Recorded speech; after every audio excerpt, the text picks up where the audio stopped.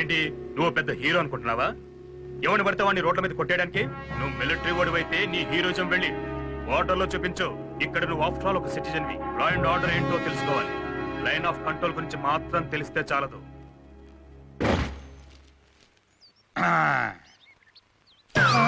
ఇదేంటిది? మిలిటరీ వాడిని బొక్కలో వేసేసారా? దైత్రం వెళ్ళిపోయింది. ఇక మన జెండా ఎలా ఎగరేసినా అడిగేవాడు లేడు.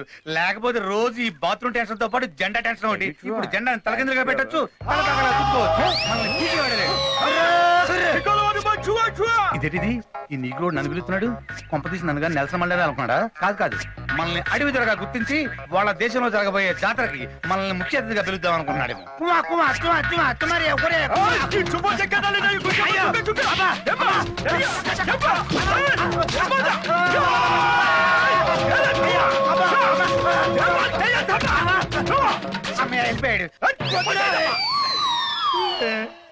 కరెంటు స్తంభాన్ని తారు పూసినట్టు ఈడి పెరచలాంటి ఇలా కొట్టి చచ్చాడేంటి? నువ్వు నవ్వుతావేటయ్యా? మరి వాళ్ళ జాతీయ జెండాను అడ్డదిడ్డంగా దున్నపోతులన్నీ ఈ మీద వేసుకుని అవమానిస్తాను కొట్టడా? ఇంతకీ ఆ జెండా గుర్తు నా ఈపు మీద ఎలా అంటుకుంది? ఆ బెంచ్ మీద జెండా గుర్తు ఎందుకు చావాలి? అది తడిగా ఎందుకు చావాలి? నేను దాని మీద ఎందుకు కూర్చొని చావాలి? అది నాకే ఎందుకు అంటుకుని చావాలి? ఇది ఈడే ఎందుకు చూసి చావాలి? నన్ను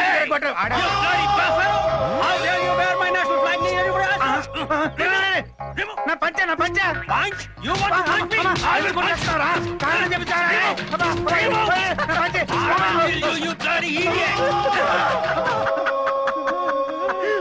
కర్రోడు కొట్టాడు, కారణం ఉంది. ఈడెందుకు కొట్టాడు? ఆ నల్లోడు జెండా నడ్డి మీద వేసుకున్నావు, ఈ తెల్లోడు జెండా ముడ్డి మీద వేసుకున్నావు. మరి కొట్టరేంటి? ఏంటి తల్లి, నా చెడ్డీ మీద కానీ నీ జెండా ఉందా? 10 మంది తిరిగే పబ్లిక్ పార్క్ లో ఇలా కేబుల్ వెళ్ళాడేసుకుని అండర్ వేర్ తో తిరుగుతావా? సిగ్గులేదు నీకు? కేబులా? కేబుల్ అంటే ఇదే? చచ్చినాడా? అడవి పందిలా ఉంది, చెడ్డీలో తిరగడానికి నీకు సిగ్గుగా లేదు? నీ చిమ్మడి పను చచ్చినాడా? చెడ్డీతో తిరుగుతుంటే అడిగిలు ఎమ్మడిపడి కొడుతున్నారు. చెడ్డీతో తిరగడం తప్ప. అయితే ఎందుకు ఇది ఇప్పేస్తాను. నువ్వు మీ అన్నయ్యకి ఫోన్ చేస్తున్నావా? ఎందుకు? వాడి పెళ్లి చెడగొట్టడానికా? అదేమిటండి, కన్న కొడుకు లేకుండా పెళ్ళేమిటి? నువ్వు నోర్మోయ్. నాకు ఈ పెళ్లి ఇష్టం లేదమ్మా. అలా అనకమ్మా.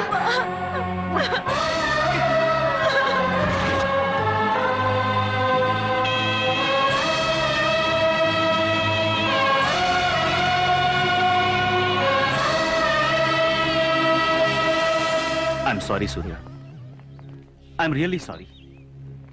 సమయానికి నేను ఊళ్ళో లేకపోవడం, వరుసగా 4 రోజులు కోర్టుకు సెలవు రావడం, ఇదంతా వాళ్ళకి బాగా ఉపయోగపడింది. అరే, అక్షరాలు ఒక పెట్టి కేసును కూడా ఎఫ్ఐఆర్ ఫైల్ చేసి వాళ్ళు పెద్ద చేశారు. నీకు బెయిల్ వచ్చే లోపల ఆ ఏసీపీ గారితో మీ చెల్లెలిచ్చి పెళ్లి చేశారు. వెల్కమ్ బాబు గారు, వెల్కమ్. నా చెల్లి పెళ్లి నచ్చినోడితో చేస్తాను, చచ్చినోడితో చేస్తాను అని చాలా కబుర్లు చెప్పారు. It's okay. మా వాళ్ళకి మరీ చెప్పాను. మర్యాదలన్నీ బాగా చేశారా?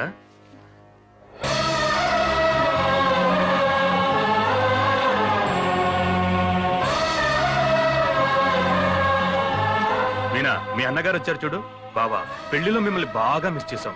గ్రూప్ ఫొటోస్ లో, వీడియోలో మీ బామ్మర్ది లేడేంటని నన్ను చాలా మంది అడిగారు తెలుసా?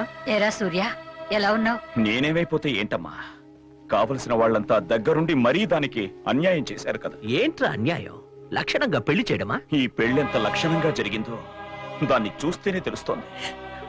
నానా, కేవలం మీ స్వార్థం కోసం దాని మనసుని చంపేసి ఇష్టం లేని పెళ్లి చేసి అది జీవితాంతం కుమిలిపోయేలా చేశారు. రాజకీయం వల్ల ప్రజల్నే మోసం చేస్తున్నారనుకున్నాను. కానీ కన్న బిడ్డల్ని కూడా మోసం చేయగలరని ఇప్పుడే అర్థమైంది. మిమ్మల్ని నాన్న అని పిలవాలంటేనే అదోలా ఉంది. మీరు చేసినవన్నీ తప్పులని తెలుసుకునే రోజు త్వరలోనే వస్తుంది.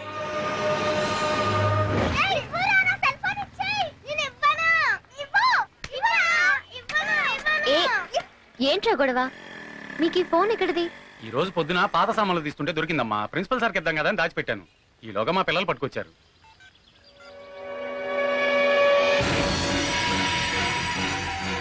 సార్, హంతకుడి సెల్ నుంచి last outgoing call Balagangadhar గారికే వెళ్ళింది. అలాగే లాస్ట్ ఇన్కమింగ్ కాల్ కూడా బాలగంగాధర్ సెల్ నుంచే వచ్చింది. సార్, మర్డర్ చేయబడ్డ స్టూడెంట్ ఈ ఇష్యూలో బాలగంగాధర్ గారికి ఇన్వాల్వ్మెంట్ ఉన్నట్టు తెలుస్తోంది. ఫర్దర్ గా మీరు ఎలా ప్రొసీడ్ అవ్వమంటే అలా అవుతాం. సూర్య, ఇప్పుడు ఏం చేద్దాం? Is your father. సార్, ఇంత ఘోరం చేసింది మా ఫాదర్ అని తెలిసి నేను చాలా బాధపడుతున్నాను. పదవిలో ఉన్నాం కదా, మనం ఏం చేసినా చెల్లిపోతుందని అనుకునే వాళ్ళని క్షమించకూడదు సార్. ఇలాంటి వాళ్ళని శిక్షించకుండా వదిలేస్తే చచ్చేంత వరకు మళ్ళీ మళ్ళీ తప్పులు చేస్తూనే ఉంటారు. అప్పుడు ప్రజలకు ప్రభుత్వం మీదున్న నమ్మకం పోతుంది. సో చట్ట ప్రకారం మీరేం చేయాలో చేయాలి సార్. మామయ్య స్టేషన్ లో అడుగు పెట్టగానే బెయిల్ రావాలి. ఏ చక్రవర్తి, ముందా ఫోన్ కట్ చేయి. మీ మామయ్యకి 2 రోజుల వరకు బెయిల్ తో పనిలేదు. అర్థం కాలేదా? నీ కొడుకు సిన్సియారిటీయే నిన్ను సీఎంని చేయబోతుంది. నీ అరెస్టును సాకుగా పెట్టుకుని రాష్ట్రం మొత్తాన్ని అల్లకల్లోలం చేస్తారు. నీ మీద సింపతి పెరిగిపోతుంది. కారణం వాడేనని ఆ సీఎం ని దింపేస్తారు. అప్పుడు నువ్వు సీఎం అవుతావు. ఏం idea sir, super idea. Congrats sir, మీరే మా కాబోయే సీఎం.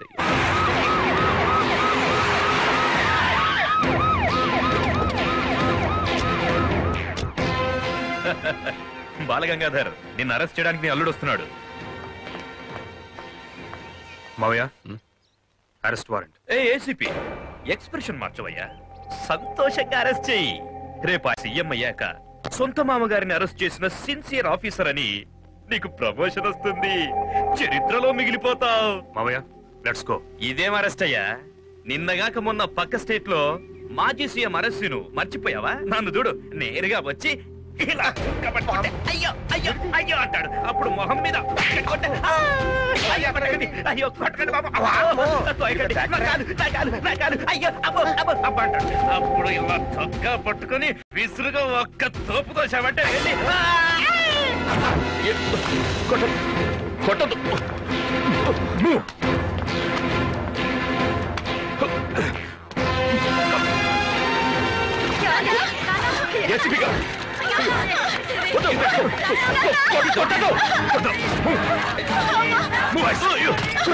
ఇది అన్యాయం. ఏ కోర్టు చెప్పింది మంత్రి గారిని ఇలా అరెస్ట్ చేయమని?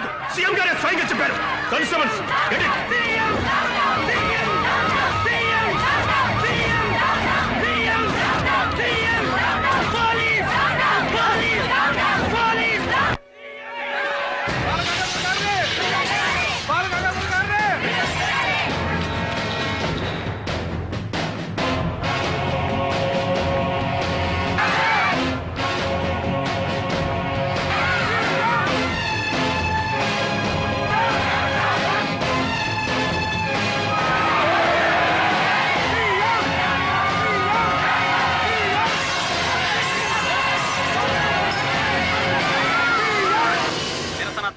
ధ్వంసమైన రాష్ట్రం, పరిస్థితి విషమించడంతో బెయిలుపై విడుదలైన బాలగంగాధర్.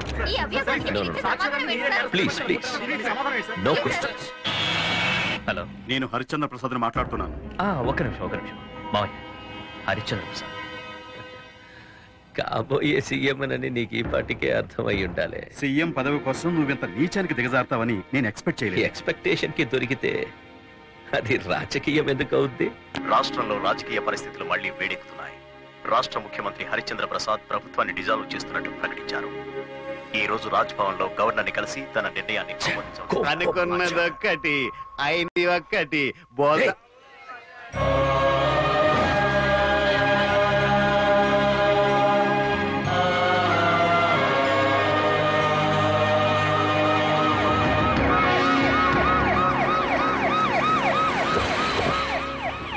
నమస్కారం సూర్య. చూడు సూర్య, రాష్ట్రం ఇలా తయారవడానికి, వీళ్ళెంతలా బాధపడటానికి కారణం మీ ఫాదర్. నన్ను సీఎంగా దింపి తన సీఎం అవ్వాలన్న ఒకే ఒక స్వార్థంతో ఇదంతా చేశాడు. దాని ప్రతిఫలం ఎంతో మంది అమాయకుల ఆస్తుల నష్టం, ప్రాణ నష్టం. అటువంటి వాడు పార్టీలో ఉండకూడదు. అతని పార్టీ నుంచి సస్పెండ్ చేయాలంటే 70 మంది ఎమ్మెల్యేల సపోర్ట్ అతనికి ఉంది. అందుకని వేరే దారి లేకుండా గవర్నమెంట్ డిజాల్వ్ చేయాల్సి వచ్చింది. అందుకే రేపు జరగబోయే రీఎలక్షన్స్ లో మీ ఫాదర్ సీట్ నీకు ఇచ్చి నిన్ను నిలబెట్టాలని నిర్ణయించుకున్నాను. నీ ఫాదర్ ఏంటో, అతను గెలిస్తే ఏం జరుగుతుందో నీకు బాగా తెలుసు. అందుకని ఆయన ఓడిపోవాలంటే నువ్వు నిలబడాలి. నిన్ను బలవంతం చేస్తున్నాను అనుకో. బాగా ఆలోచించి ఓ మంచి నిర్ణయం తీసుకో. ఈవినింగ్ కలుద్దాం, ఓకే?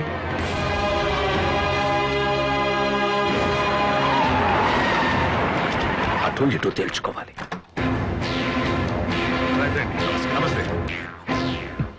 నువ్వు చాలా తప్పు చేశావు. నన్ను కాదని నా కొడుకు సీట్ ఇస్తే గెలిచేస్తాడా? సిట్టింగ్ ఎమ్మెల్యే అడగకుండా డెసిషన్ ఎలా తీసుకుంటారు? ఊరుకోవా పెద్ద మాట్లాడుతున్నావు. మమ్మల్ని అడిగే రాష్ట్రాంతాలు హైకమాండ్ ఎలా ఒప్పుకుంది? తర్వాత ప్రజలను దోచుకోవడానికి 5 ఏళ్ళు టైం ఉండగా 3 ఏళ్ళు డిజాల్వ్ చేస్తే ఎలక్షన్ కానీ తెచ్చిన అప్పులు ఎవరు తీరుస్తాడు? మళ్ళీ ఎలక్షన్ కి అప్పులు ఎవరు? మేము మాత్రం ఊరికే గెలిచామా?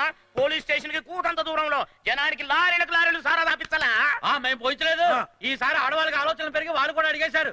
లక్షల సారా మేము పోయించాం.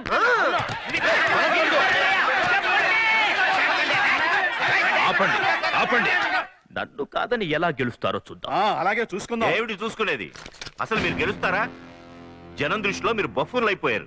ఈసారి ఓట్లు అడగడానికి వెళితే చెప్పులు తీసుకొడతారు. మీ ఇద్దరు ఇక్కడ బిజీగా ఒకళ్ళ వెనకాల ఒకళ్ళు గోతులు తీసుకుంటూ ఉంటే అక్కడ అపోజిషన్ పార్టీ స్ట్రాంగ్ అయి కూర్చుంది. హైకమాండ్ నాకు డబ్బులు పెట్టి పంపించింది. ప్రభుత్వాన్ని రద్దు చేయడానికి మీరెవరు? మీరిద్దరు గొడవలు మానేసి ఒకటై మన పార్టీ ఎలా గెలవాలో ఆలోచించండి. అర్థమైందా? సార్, సీఎం పదవి కోసం మీరిద్దరు హోరాహోరీగా దెబ్బలాడుకున్నారు. ఇప్పుడు ఒకే కొబ్బరి బండలో 2 స్టాల్ వేసుకొని తాగుతున్నారు. ప్రజలు దీన్ని నమ్మమంటారా? చూడమ్మా, బాలగంగాధర్ గారు మా చిరకాలపు మిత్రులు.